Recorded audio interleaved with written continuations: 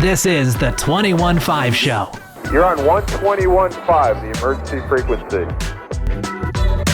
Whether you're a professional pilot or want to be one, you're in the right place. Let's get started.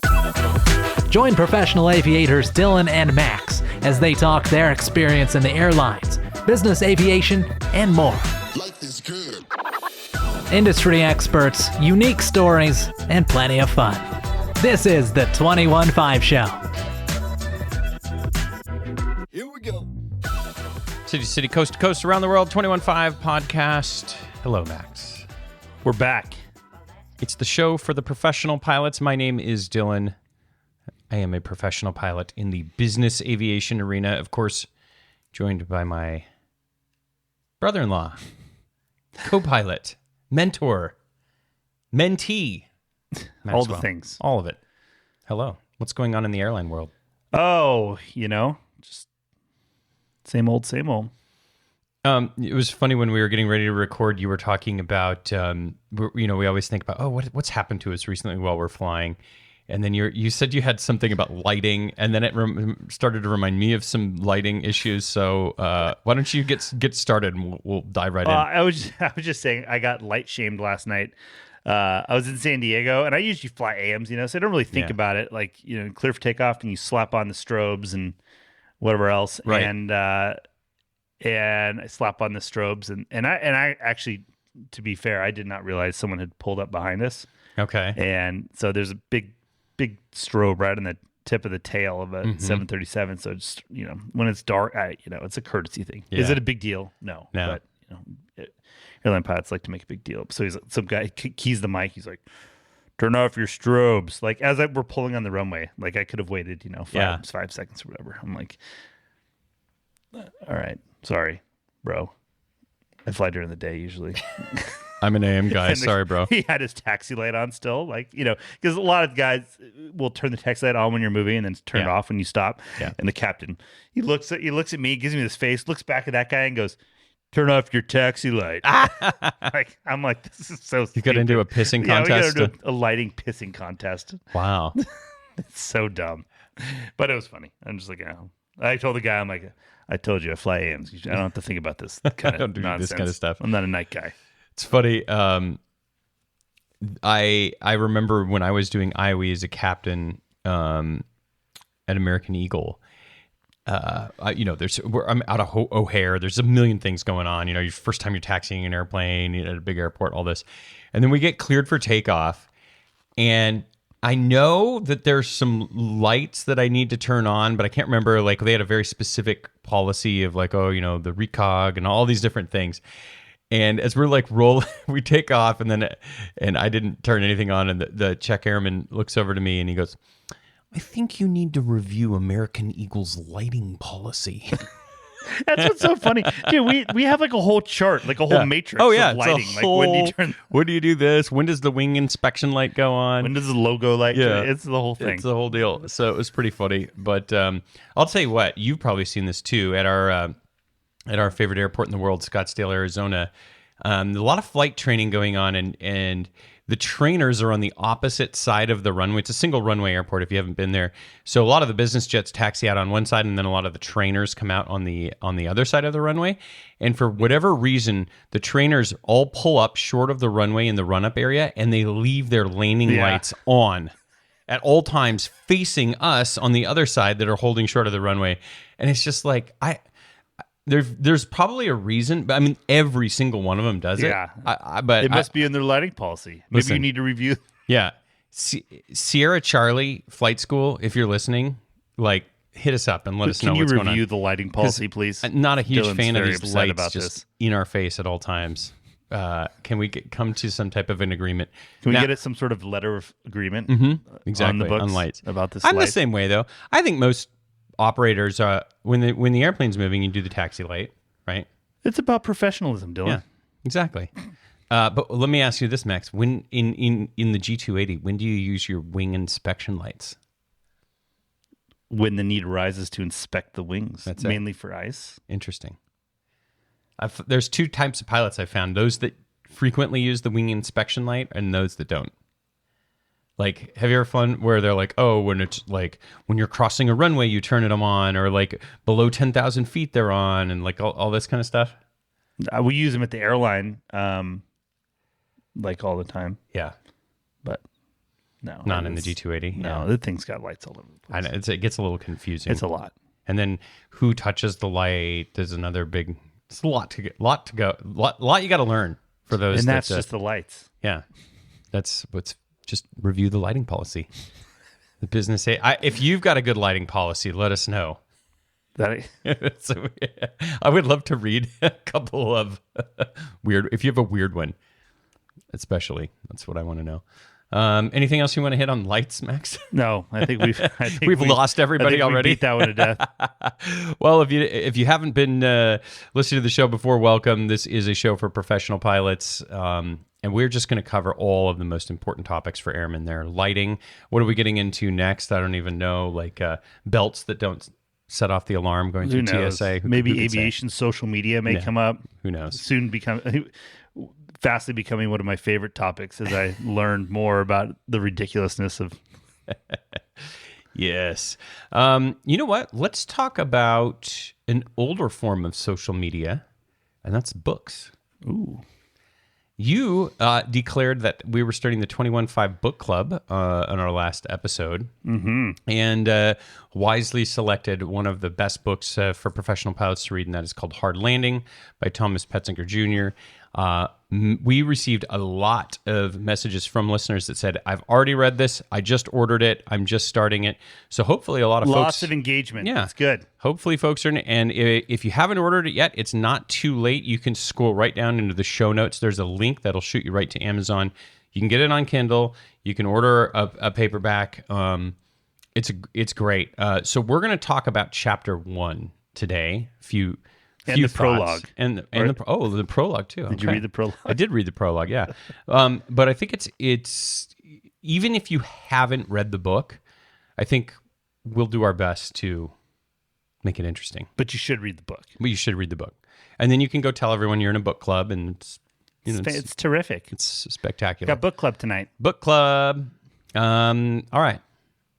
Chapter 1 and the prologue, Max. Man, chapter 1 is a lot. Like, it basically lays the whole groundwork of how the entire airline industry started. It's funny because when I read it beforehand, so for folks that haven't read it, chapter 1 kind of starts talking about like the U.S. airmail routes and how that all started. And to me, I had forgotten how much of a role Charles Lindbergh played in a lot.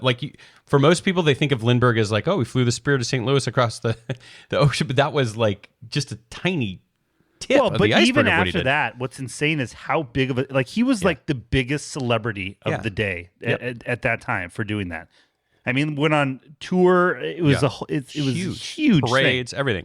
But anyways, he got involved with Pan Am and was really involved with like the airline industry kind of as it began, and so that was a huge thing. But Chapter 1 talks a lot about the airmail routes, and then essentially gets us all the way through like airline regulation and a lot. So because the book is really about the wild world of airlines post deregulation. Right. So, but leading up to regulation was crazy because it all started with hauling the mail. Yeah. And then they're like, well, we have some room. We could fit some people in here along with the mail, because the quote in the book was, the basis of airline business model is that you're already paying for the airplane to fly and the fuel and the pilots and everything else. So any payload not brought is revenue loss at no matter what the price, right? Yep. And so that's what they said. Well, let's find more stuff to put in there, whether that's people or cargo or whatever, which is really interesting because that's how the airline industry started right there. But the mail is still really important in the business of flying airplanes. Like we just saw literally weeks ago about this big mail contract thing that went from FedEx to UPS. Yep. Which UPS instantly hires pilots, and FedEx is on some pretty unstable ground right now because of the mail, which I thought was, when I read that, I was like, that's crazy. Like, the thing is, a lot has changed, but a lot hasn't. Yeah. When it comes to this business. Yep. And that's why this book, it was written in the 90s. I mean, it's like, oh, there's 4,500 flights. It's quoting some statistics from then, and you're like, well, that is really outdated. But the history obviously doesn't get dated, and that's what the book is really about. Yeah. The other thing in the prologue they mention a lot, the airline industry was really shaped by a lot of like egotistical executives and people. And he kind of goes on, I'm summarizing here, but he says, to run an airline is like the ultimate, like sort of aphrodisiac for some of these guys, that the power that they have and the control that they have was really incredible back in the early days of the airline business. Yeah. And what's interesting is, here's a quote from the book that I highlighted. It says, United Aircraft and Transport controlled the northernmost route via Chicago. Transcontinental and Western Air, or TWA, had the center route via St. Louis. American Airways was given the southern line via Dallas, and a fourth company, Eastern Air Transport, emerged with the routes running north and south along the eastern seaboard, and the Big Four were born. So that's how the airlines literally started, when the government said, okay, we're going to divvy up these airmail routes. Mm-hmm. You get this one, you get this one. That's where United, American, TWA, Eastern, Delta started on a mail route out of Atlanta. I mean, that literally is the start of it, which, I don't know that many pilots even flying at those airlines know that. Yeah. Yeah, it was really interesting. So great background. And then you start reading it, you're like, wow. I mean, it's crazy. Dude, it's just crazy. And then you talk about Pan Am, which is, I got another book for us later on in the book club here. But you look at what Pan Am did, and it talks about that and how they, they're like, well, we're going to fly across the Pacific. I mean, that's a seriously daunting task at that time. I mean, it's a pretty big deal now. Yep. Let alone back in the day in flying boats. And they literally set out on a ship with a bunch of people and stuff to these islands to be like, all right, we're going to build a base here and a hotel, because you couldn't, people had to stay, and we're going to have to figure out how to grow vegetables to feed people on these atolls in the middle of the Pacific. I mean, that just the way that all started is incredible. How quickly, like they talk about how the airplanes they use kept getting leaps and bounds better. And then the DC-3 shows up and like, oh my God, we can do this in half the time. Yeah. Literally half the time. Right. I mean, it's just unbelievable. It's crazy. And to think that we were flying the Concorde, in the 60s, and now we still don't have a supersonic. Like, what are we doing? The leaps and bounds are, in fuel. It's all economically driven, obviously. I mean, this whole business is, and that's how this book starts. About the whole thing is economically driven. Yeah, I remember being at the airlines and being like, we should go back to regulation, and people would talk about that. And so if you don't know, the book kind of explains regulation was basically the board, Civil Aeronautics Board, would set the price for the ticket. Well, you would submit your expenses. Tell them your costs. They would let you make a small percentage. I don't know if he mentions what the percentage was. It was a modest profit, it said. Yeah. And then they would be like, all right, the route from Dallas to New York, the ticket price is, $1,000 or whatever it happened to be. And so all the airlines would do is up their costs and then come back and be like, oh, this is getting more expensive. So then it became this arms race of, well, we're going to do it with steak. Well, we're going to do it with a piano on the airplane. And we're going to, all this different stuff. And we're not talking about on DC-3s, folks. We're talking about on 747s. This was happening. Where literally they were upping the amenities and they had a whole bar with a jazz 3 band. bars. One had 3 bars on a 747. Yeah. So, which is cool, but it basically closed off air travel to most people because nobody could afford to fly, and that one was little the detail. problem. Yeah. So the free market was not able to work. Talk about the amenities. American installed a 64-key Wurlitzer piano in its jumbo jet lounges with Frank Sinatra Jr. at the keyboard on the inaugural flight. And then this is the best. Continental's Hawaii flights featured the Diamond Head Lounge in first class, the Polynesia Pub and Coach, and the Ponape Lounge in economy. That's what I said. 3 bars. And then Northeast, and then they had the booze wars. Northeast Air proclaimed itself the all-steak airline to Florida. Every day. It's hilarious. Like, how fun would it sound? Like a lot of fun. Yeah, if you could afford it. So, anyways, it was great background for you to understand what deregulation was, what the positives were for it. If you were an incumbent, if you already had an existing company, it was great. If you were a new entrant, it probably was real difficult. But basically that chapter 1 sets the groundwork for what happens after the government says, okay, fine, you guys can figure it out. Let's let the free market decide. It just turns everything on its head. Yep. Yeah. Listen, I was telling Christian, I'm like, when's the last time you read a book? I'm like, buy the book and read. It's a chapter every 2 weeks, bro. It's not that hard. Did he do it? So, Christian, did you do it? I don't know. We'll find out. We're going to find out. Okay. You better. Let us know in the comments or shoot us an email. Have you read chapter 1? What did you think? Did you learn something new? I mean, I read the book and I read the book. I learned something new. I didn't even know about that Wurlitzer piano. I don't know. I probably read that book, what? It was a long. I read 20 it years ago. almost 20 years ago. Yeah, insane. so it's a good refresher. So we'll be back in a couple of weeks with chapter 2.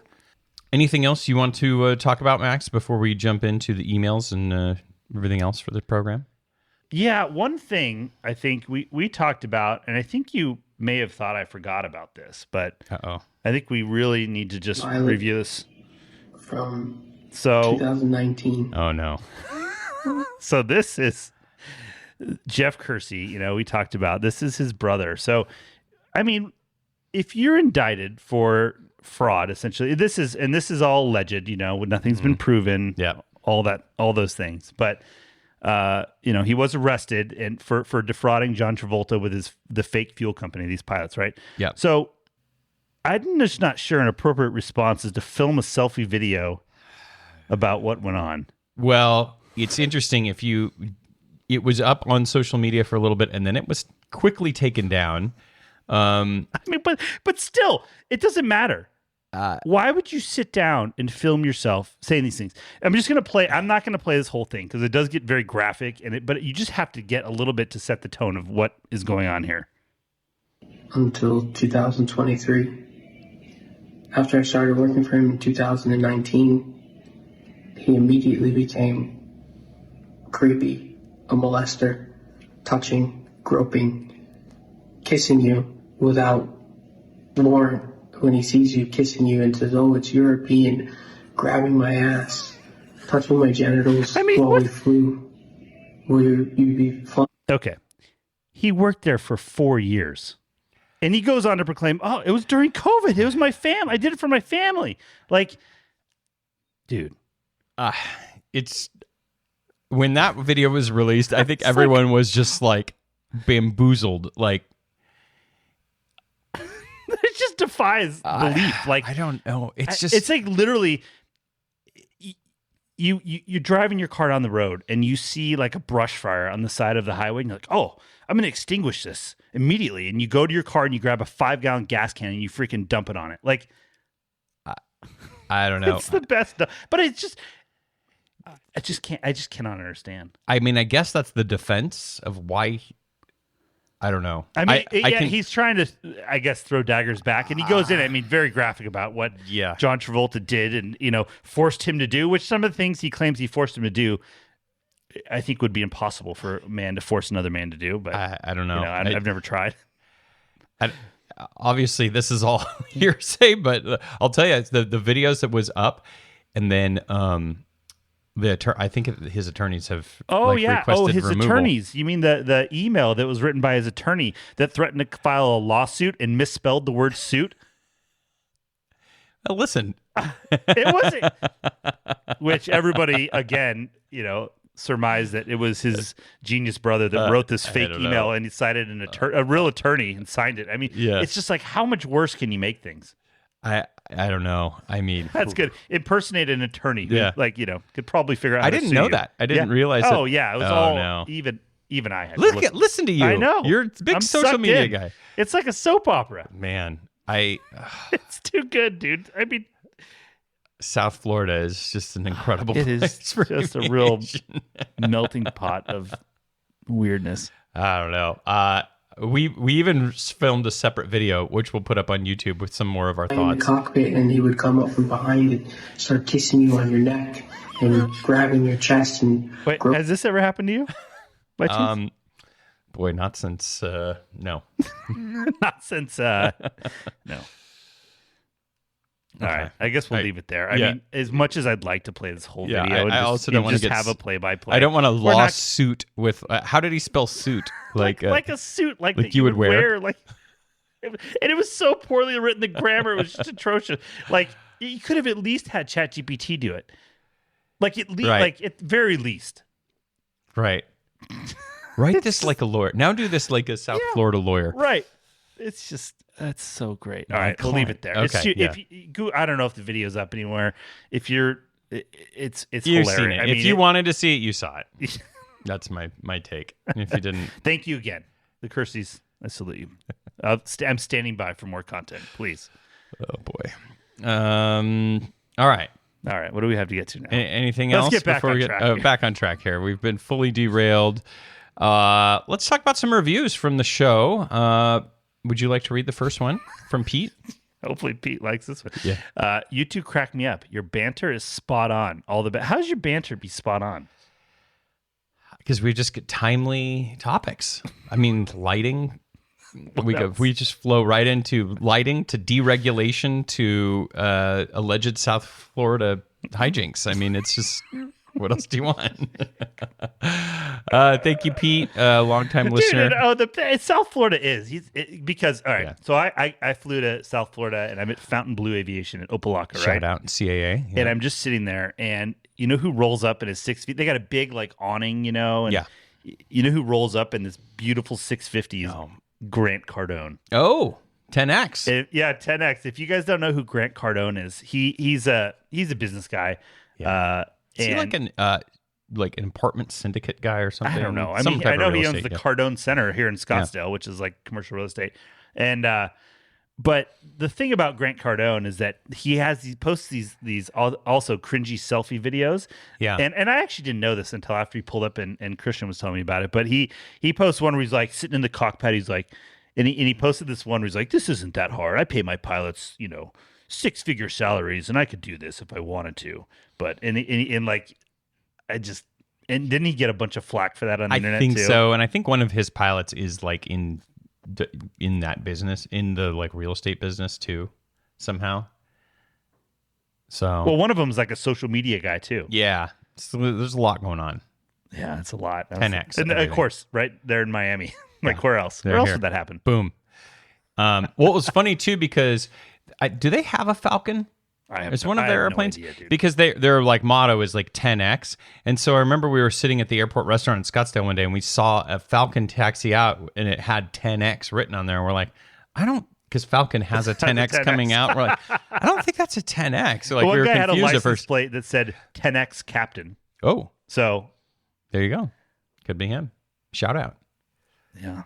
So how any other craziness there? That airport can get a little busy. Yeah, it wasn't boy, that bad not too from bad. an aviation standpoint. Just Okay. all the weirdness even at the FBO. There's just some dude comes in yelling in Spanish, and you're just like, It's part of the game. Yeah. Any Lear 25 spotted? Any, no. Okay. Next review is from Lucifer SS, and it says, my new go-to podcast. What a great listen. This is now my Oceanic Crossing podcast. Oh, Good. exclusively on oceanic crossings. Perfect. Only on coast out. Coast Yeah. in. I like that. When your feet are wet, then you turn it on with your little egg timer to remind you of your G&E check. That's funny. If you'd like to leave us a review, we'd love to send you some stickers. Just go on Apple Podcasts, write a review, and then shoot us an email, info@215podcast.com with your mailing address. We'll be happy to get those out to you. Appreciate all the support. Up next, Max, it's the mailbag.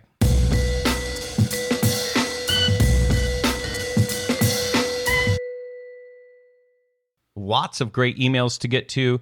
But first, let's talk about our longtime sponsor of the mailbag segment. That is, of course, the Advanced Aircrew Academy. If you visit their website, aircrewacademy.com, you can see all of the offerings they have for your flight department, educational modules on a variety of topics, including their blog, which talked about runway incursions in 2023. Interesting statistics that were released by the Department of Transportation. 60% of those incursions were attributed to the pilot, 20% to air traffic control, and then the remainder was vehicle or pedestrian deviations. So don't know what the pedestrians were up to, but I guess that's part of it. And then what percentage of those deviations do you think were attributed to general aviation? Well, it's on the screen right here in front of me. It's 70%. You're so smart. You're so dialed in. Yep. So it's still a problem in GA. It doesn't look like the statistics have not shown a great reduction in it. If you want to help your pilots at your flight department to become more aware of the runway incursion issue, you can check out Advanced Aircrew Academy's runway incursion module, aircrewacademy.com. On to the mailbag. Okay, this is a good one, Max. You might not know about this. This is from one of our favorite listeners, Mary. She actually texted me this one. She said, one quick question. Did you ever find out what the yes and no buttons were on the elevator? No. Are they for people who can't speak and get stuck? It's the only thing I can think of. Very confused. You know what? I Googled it, and she's actually right. What? Yeah. It's a new building code in certain places. I saw it in like New York City. But yeah, they put the buttons in there so that they can communicate with the technician. If they're like if you hit the call button? Yeah, or I don't know if it hits the call button. Like I don't know the mechanism, but like if there was an issue with the elevator and the technician can like talk to you over the speaker, and if you are somebody that can't speak, you could push yes or no to answer questions. That's what it's for, apparently. But I started Googling it. There's tons of pictures online of all these different new elevators with it. Huh. So you're going to see it more and more. Good to know. Yeah. I was hoping there was going to be like trivia on the way up. Because the Aloft Hotel where you were at, it's kind of like a quirky brand. They do kind of interesting stuff. So at first I was like, is this like an Aloft like thing? A joke? Yeah, like it's a new hotel though. Yeah. See, so there you go. Very interesting. Yes, I just didn't expect to see that. Yeah. We posted a picture of it on. Yeah, actually, the Khaleesi's making a reel of Why don't that. you tell everyone who the Khaleesi is? If you have noticed on our social media, we've gotten a lot better about posting little clips of the show and reels and all that kind of stuff. And if you know Max and I, then you know that there's no way we were capable of producing that. So our new producer, Khaleesi, is responsible for all that, which Max immediately nicknamed her the Khaleesi. So that's from Game of Thrones, if you don't know. Yeah, that's right. Because she's like the Grand Master. Yeah, exactly. Upping our social We're just media the game. puppets. That's right. Exactly. She's the Khaleesi. That's right. All right, next email. Go ahead. Gentlemen, I have listened to number one, I have listened to almost all 21.5 episodes. Love your show. I tell everyone about it. Number two, listening to eVTOL episode 119. My concern with a fleet of eVTOL aircraft is the airspace congestion. I hope the FAA puts in place limitations on altitude, speeds, air routes, etc. to keep the other traffic clear, much like the UAV Part 107 rules. Not sure that the congestion issue was covered in the episode. I'm a 4,300-hour total time private jet captain in my 50s, actively flying in large cities where eVTOL is proposed to launch. Maybe I'll fly eVTOL in the future, given my rotor and fixed wing ratings. Thanks, Darren. I was thinking about it. Like all great points, Darren, by the way. And I think we talked about it a little bit with Billy Nolan. How they're going to do that. It didn't sound like they have all the answers yet on the congestion and a lot of this stuff. It sounded like a lot of it was going to be some of the existing helicopter stuff. You would have to, because you figure that's the same realm. Like we're not flying around the city in fixed wing airplanes at the kind of altitudes that I'm sure the plane is here. And actually, I received a phone call on the same topic from our buddy Anton, who we went to school with. And he said one of the airports nearby his hometown, they're doing some of the testing and he's seen them in the air. And he said the noise, because one of my curiosities is like, what's the noise like? And he said it was like maybe 1/10 of a helicopter. So it is. He's like, you can hear it, and it sounds like a loud drone, but it's much less noisy than a helicopter. So could be interesting. Good to know. Okay, but here's an interesting point too that Darren brings up. He's in his 50s, and he thinks he might fly one day. And I started to think, would that be a good retirement job? So let's say you've been flying for a bunch, and then you're like, okay, I'm done flying. I just want to be home every night. Day trips. I'm not trying to build time, Is that like a... Remains to be seen, Dylan. I mean, could you see doing that, a couple days a week? Just think about how many times you ride in an Uber and it's like an old retired guy that's like, oh, just getting out of the house, kind of a thing. That's true. I wonder. Yeah. The thing is, if it's like autonomous, like Waymo, where the driver's there to monitor, but doesn't really do the driving. Like, I wonder if this will be like that, where it's like, yeah, we just need some guy. At some point, like it'll get there. Like, when you get tips, will you tip your eVTOL pilot? Of course, you'd think, right? I'm don't starting know. to think, like, could this be like your last aviation chapter? You know, you're in your 60s. You're like, I still need to get out of the house, get some beer money, you know, et cetera. You know, for the golf course. I'm You know, home every all the night. things, yeah. But you're home every night. I work when I want. I I don't just want to. sign- Yeah, you don't want to work today. just You get don't on the turn app. the app on. I'm starting to wonder about that, Darren. Just chopper guys in. Yeah. That's funny. Yeah. All right, next email. After listening to James' discussion about ego in the latest episode, I couldn't help but reflect back on the months following 9/11. I was in the third round of furloughs from U.S. Air, so we didn't hit the street until March of 2002. By then, most of the good jobs were gone. The regionals were still hiring, but I felt too good to go back to the commuters again. I managed to get a job with a startup on the 727, but was furloughed again before completing training. Seeing the writing on the wall, I went to one of those Kit Darby job fairs where they recommended staying current, flying anything I could. I took a job with a commuter only to be furloughed again 6 months later. Like James, I tried something outside of aviation. I went on unemployment, which required a meeting once a month with an unemployment office. They asked what skills I have. I told her I can fly airplanes. She asked if I'd be interested in construction or drywall. I answered, do they have an airplane? Out of desperation, I jumped yet another commuter gig and stayed there for 2 years before leaving to try corporate flying for a change. Throughout it all, my wife kept food on the table and supported my flying hobby. Sure as shit wasn't a profession at that point. Like James said, getting furloughed is the easy part. They make your decision for you. The harder decision is what to do 6 or 7 years later when you start getting recall letters, but you've already moved on with your life. Put down roots, made friends, maybe started a family, and built seniority somewhere else. I won't bore you with how all that went down. Suffice it to say, I'm not at U.S. Air or AA anymore, so I didn't take the recall. There's no room for ego in this business. Our profession is a house of cards, and it doesn't take much to knock it all down in a hurry. Keep sharing that perspective with the younger generation. History repeats itself, and better to be prepared than caught by surprise. And that's from Mike. Can you imagine getting kicked that many times? 3 in a row. It's great perspective from Mike, who's been a big contributor to our show over the years. And, you know, I mean, it's like James had said, the first round of furloughs, they're the luckiest ones. Yeah. Because they can get right back out there. It's the round 2 and round 3 guys that really are struggling because you're like holding on to this, you know, sinking ship. And there's nothing left. And there's nothing left. And so it is really interesting. But yeah, that again, isn't. What if, I mean, like, you know, because usually before they will furlough, they'll offer some sort of voluntary deal. Like, I took that. Strategically. Yeah. But I mean, if you like think you're going to get forced to be furloughed, but then you can't get unemployment because it's voluntary, right? Yeah. But if you got something lined up, yeah, that's definitely the way to go. If you think you can, because the other thing is even if you stay, especially if you're lower on the list, like things are going to get worse.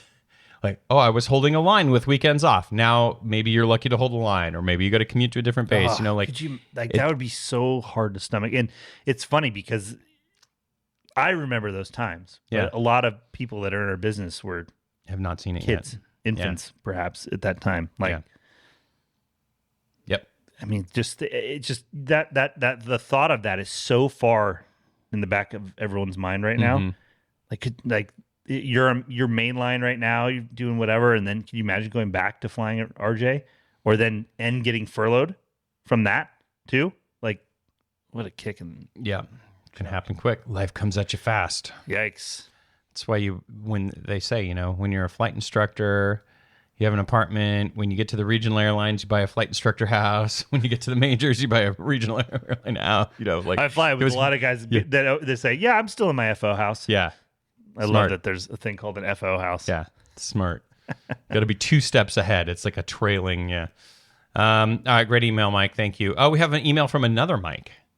We got to separate these. Go ahead. Hey guys, I discovered the show around the time the world ended and started from episode 1. There's some real gems in the beginning, but you've come a long way, baby. For a future episode, you should consider interviewing Mark Z, founder of Ops Group. If you haven't heard of it, Ops Group is an 8,000-member worldwide collection of pilots, dispatchers, handlers, ATCers, and ops folk who all of all flavors who break down and share information to make international flying easier and safer. It's really fantastic organization that helps make boring stuff fun and exciting stuff manageable. Mark and the handful of people employed at Ops Group are all super sharp, and they don't take themselves too seriously. I think he or they would make for a great interview. By the way, if you're still keeping count, I'm Team Roger Reeves. Staying flexible, Mike. We talked about this before, didn't we? Yeah, I've talked to Mark several times. He is a great guy, and what they're doing right now on the NOTAM reform stuff is amazing. We've tried to schedule a couple interviews with him, but the timing hasn't worked out. When the time is right, he said, when they're really pushing some of this NOTAM reform stuff, he'll come on to help them advocate for the change that's needed. But like they do incredible work at Ops Group, so totally agree. And we're working on it, Mike. Send Mark an email and tell him to come on the show. Next email. Good evening, gents. I was listening to your latest episode of the podcast today, and when you were talking about the fossil watch in the elevator door at the beginning, I suddenly had a flashback to 2004 at the Marriott Hotel in Houston. I was in the elevator on the bottom level of the Marriott that is located between Terminal B and C, heading up to grab the breakfast buffet and hit up the pilot shop they had there. As I reached between the closing doors to hold them from someone running toward the elevator, a woman in the elevator yelled at me and told me, "That is so incredibly unsafe." She had literally grabbed my arm and pulled it back, leaving the potential passenger behind. She then proceeded to tell me how a doctor had recently been decapitated, yes, decapitated, by an elevator here in Houston. Apparently, he stuck his head in between the doors to hold them, and well, they did not hold. The elevator proceeded up. His head remained on the originating floor or fell into the elevator. I really don't know, but that sounds worse. Since I didn't believe her, I brushed it off. Later that night, on my overnight, I looked it up online. Sure enough, there were numerous news reports of this. I couldn't believe it. Link below. Maybe the yes and no buttons are for is there a severed head in the elevator? Anyways, great episode as always. I've moved on from the airlines to another flying job, but I'm always brought back to the funny stories from my time flying the line, listening to you guys joke about your trips. Thanks for that. And that's from Matt. I don't know what to say. Like, I'll think twice yeah, next time I don't put my arm out in the elevator anymore. Hey guys, I just wanted to write in and say thank you for putting the time into your quality podcast. I transitioned out of the military after 10 years of flying and had no intention of flying in the civilian world. Life changes got in the way of my original post-Navy plans, and I fell back on my aviation experience. I didn't know anything about flying outside of the military. I sought out mentors who walked me through 121, 135, what ATP is, etc. Your podcast helped fill in a lot of gaps. I binged it through last spring to learn as much as I could and went through my FA exams, ATP, CTP, and regional applications. Luckily, I had enough hours, about 1,800, to avoid the regionals. I landed a job at Breeze Airways, and I'm thrilled about the opportunity.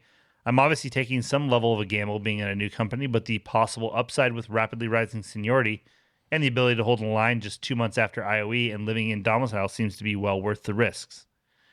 I love the broad scope of your podcast, from Coast Guard stories to crop dusters to flight and career planning advice. I especially enjoyed the "Would you be better off flying for a ULCC" episode, as it applies directly to my considerations for sticking with Breeze. Listening to you also continually reminds me of the constant learning that must go into being a true professional pilot. I'd like to continue hearing about ULCCs and think exploring Air National Guard / Air Force Reserve interviews would make for great listening, but I enjoy all the material you put out. I don't ever write reviews or rate podcasts, but I was happy to do so for yours. Thanks again. Anon. Ah, that's awesome. I like this gamble with Breeze. You're going to be throwing gear for Max here in about 6 months at Southwest. I doubt it. That would be... No, I think that's the move. I think that's a good move, though. If you're in base. Oh yeah. Well, it's like working for a startup in Silicon Valley, sort of. But I mean, fortunately, it's Neilman at the helm, which is encouraging. I would think. No, I think that's a great move. I think the ULCC thing will play out. I mean, essentially, you're at a regional with more upside. Yeah. You're getting all the experience that you need to get with low time, and then get to 3,000 hours and then kind of look and see what happens. And see what happens. I mean, maybe Breeze gets acquired, maybe it's growing on its own, or maybe you'll want to move along. So good move, Anonymous. Okay.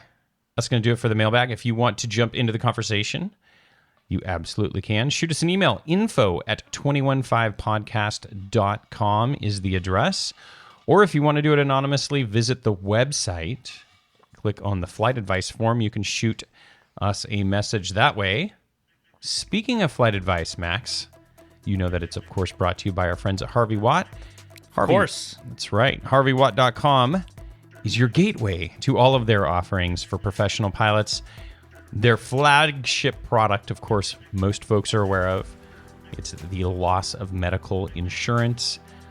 Many professional pilots have it at their airline already, but there might be some supplemental coverage that you want to take a look at. Southwest, in fact, didn't they just change their coverage? Yes. And so, on the face of things, not knowing what you know about that, had you been at Southwest, you'd been like, oh, we have loss of medical insurance. We're good, right? Yeah, that's how it always is. Yeah. And then you actually learn, like, yeah, oh, who knows? Does it there's for details. 5 years? Does it go till FAA retirement age?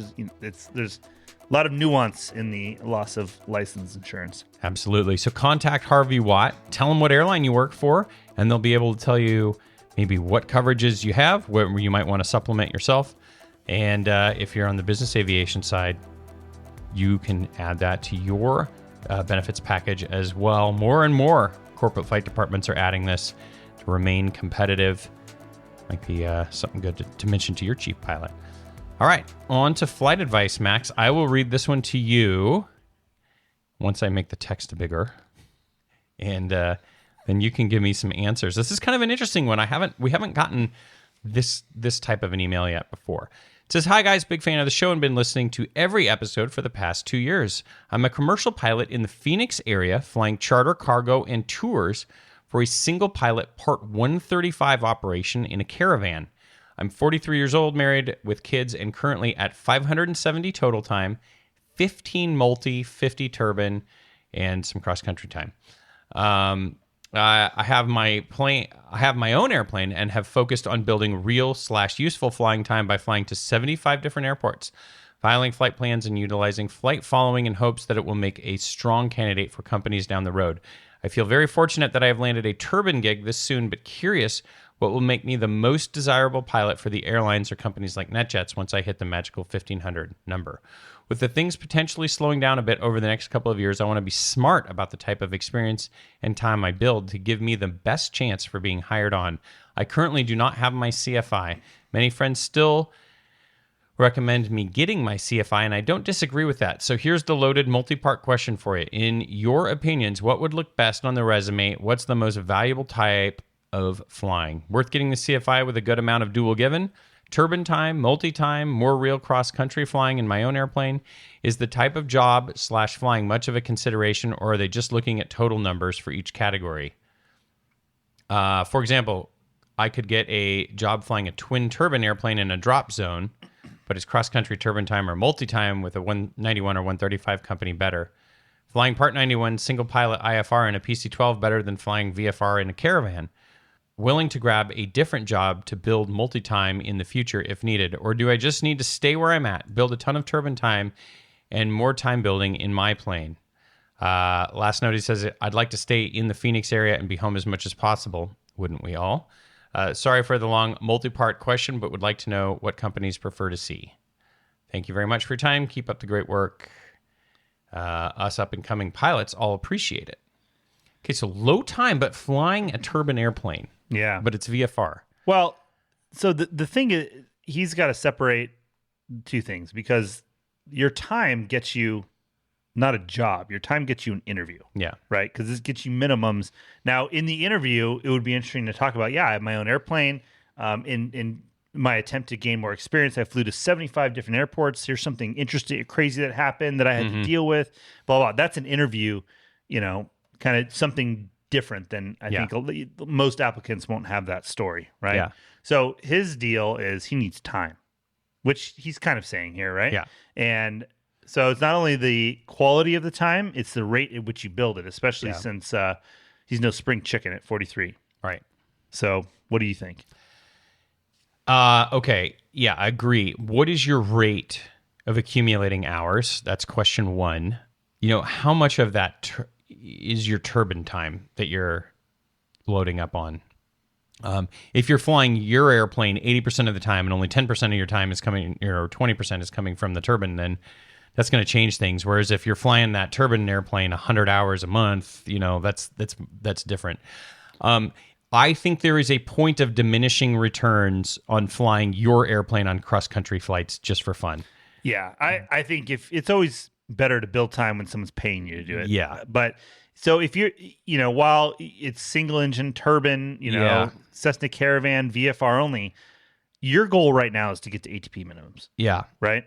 I agree. And if you're flying enough and accumulating enough time to do that quickly, then stay there and get ATP mins, because then that's like walking literally through the next door. Yeah. Of agree. You have turbine time. You have and you're making decisions. I know it's only VFR, but you're in command, right? You're the main pilot. You're logging PIC. Sure.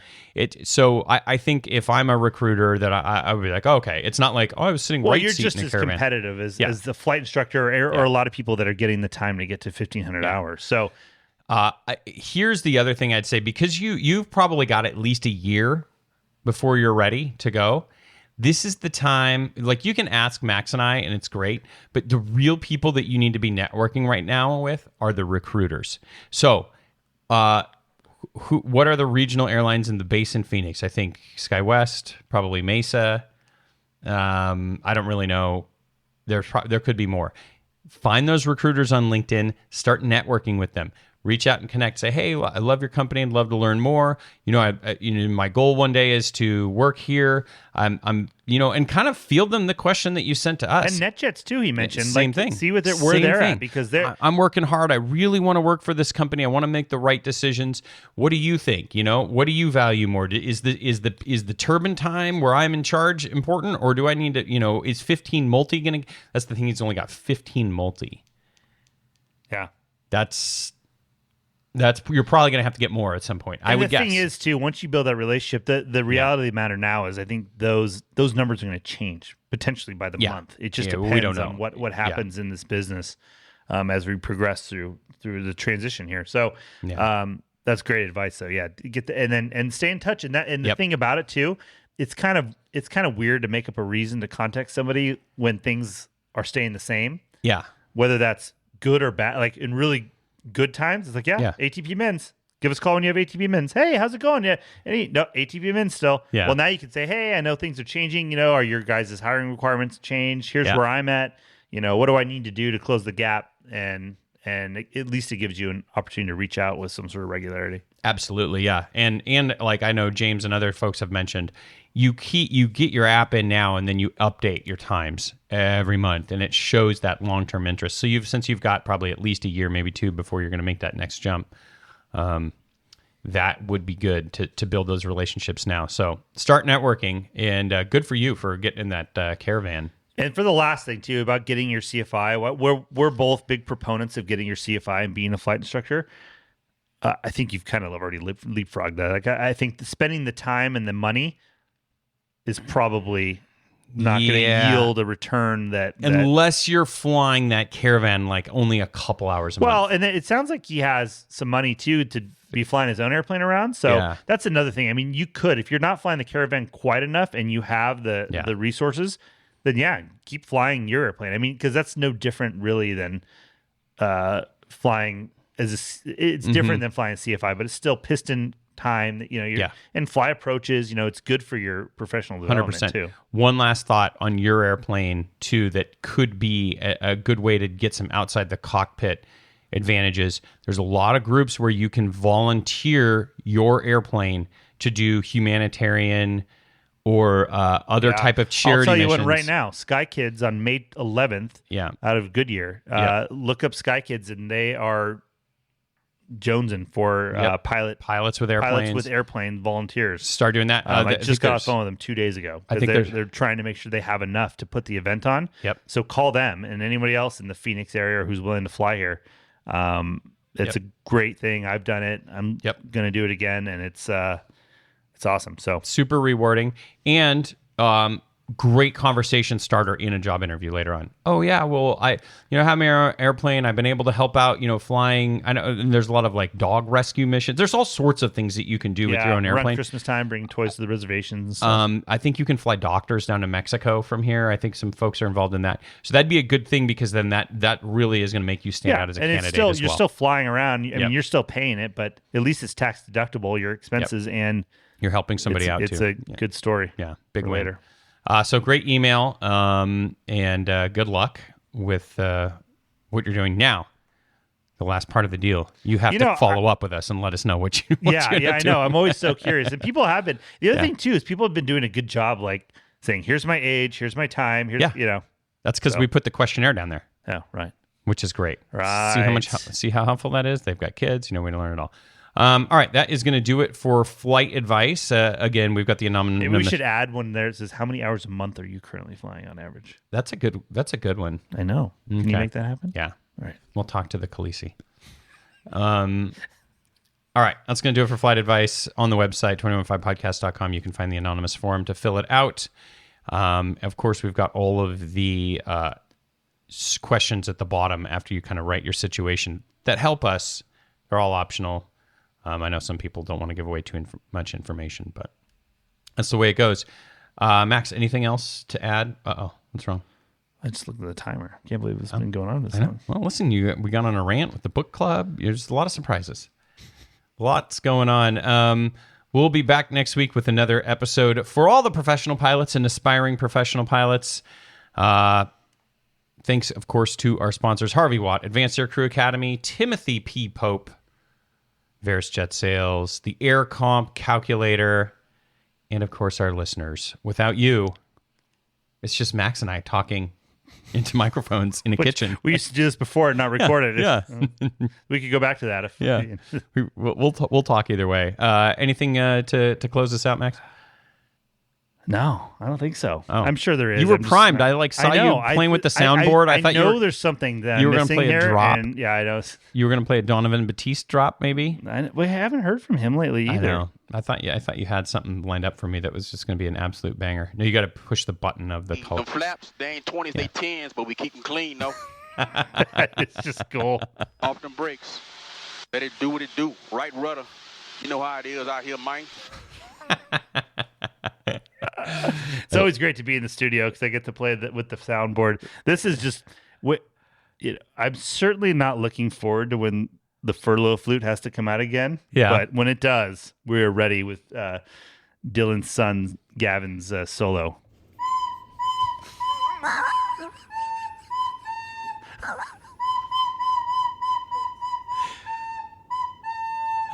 That's it. Incredible beat. He's the rhythm. The furlough melody that he created. It's an original piece by Gavin. All right, we'll be back we'll be back next week. Until then, remember. Flexibility is the key to air power. We'll see you next time. See ya. At least he hit all the notes. The notes were good. Good job, Kevin.